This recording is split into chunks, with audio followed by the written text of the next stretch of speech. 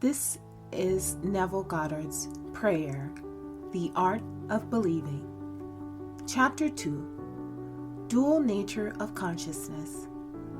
A clear concept of the dual nature of man's consciousness must be the basis of all true prayer.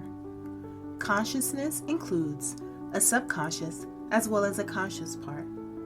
The infinitely greater part of consciousness lies below the sphere of objective consciousness. The subconscious is the most important part of consciousness. It is the cause of voluntary action. The subconscious is what a man is. The conscious is what a man knows. I and my Father are one, but my Father is greater than I. The conscious and subconscious are one, but the subconscious is greater than the conscious. I of myself can do nothing. The Father within me, He doeth the work.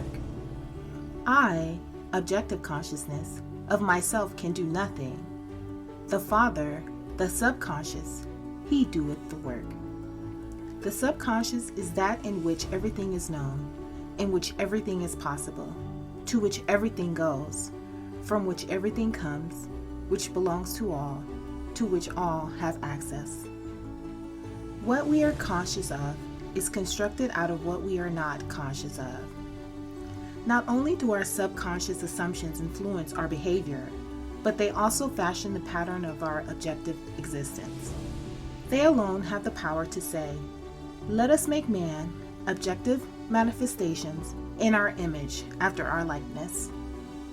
The whole of creation is asleep within the deep of man and is awakened to objective existence by his subconscious assumptions. Within that blankness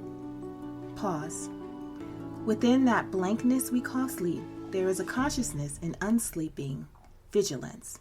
And while the body sleeps, this unsleeping being releases from the treasure house of eternity the subconscious assumptions of man.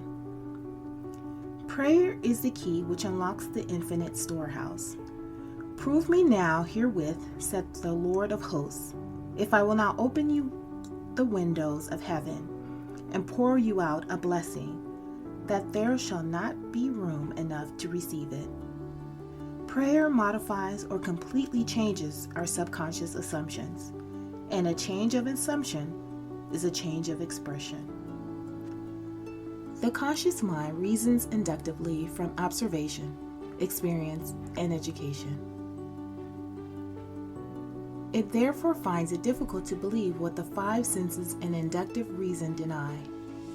The subconscious reasons deductively and is never concerned with the truth or falsity of the premise, but proceeds on the assumption of the correctness of the premise and objectifies results which are consistent with the premise. This distinction must be clearly seen by all who would master the art of praying.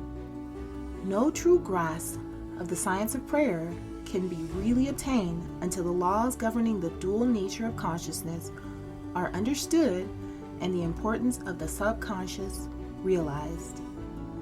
Prayer, the art of believing what is denied by the senses, deals almost entirely with the subconscious. Through prayer, the subconscious is suggested into acceptance of the wish fulfilled, and reasoning deductively, logically unfolds it to its legitimate end. Far greater is He that is in you than he that is in the world. The subjective mind is the diffuse consciousness that animates the world. It is the spirit that giveth life. In all substance is a single soul, subjective mind.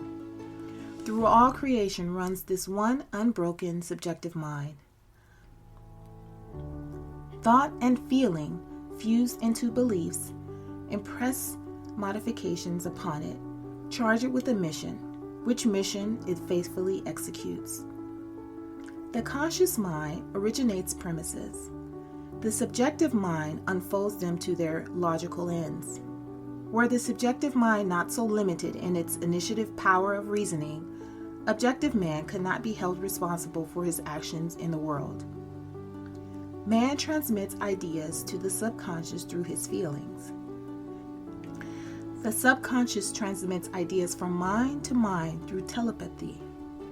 Your unexpressed convictions of others are transmitted to them without their conscious knowledge or consent, and if subconsciously accepted by them, will influence their behavior.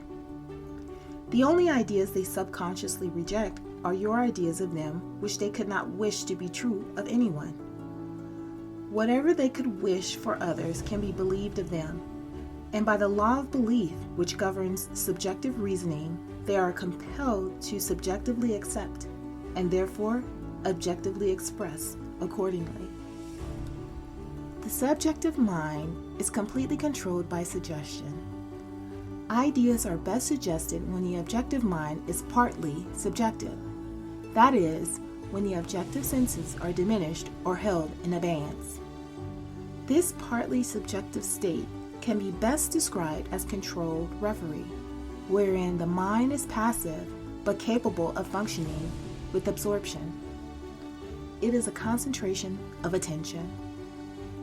There must be no conflict in your mind when you are praying. Turn from what it is to what ought to be. Assume the mood of fulfilled desire, and by the universal law of reversibility, you will realize your desire.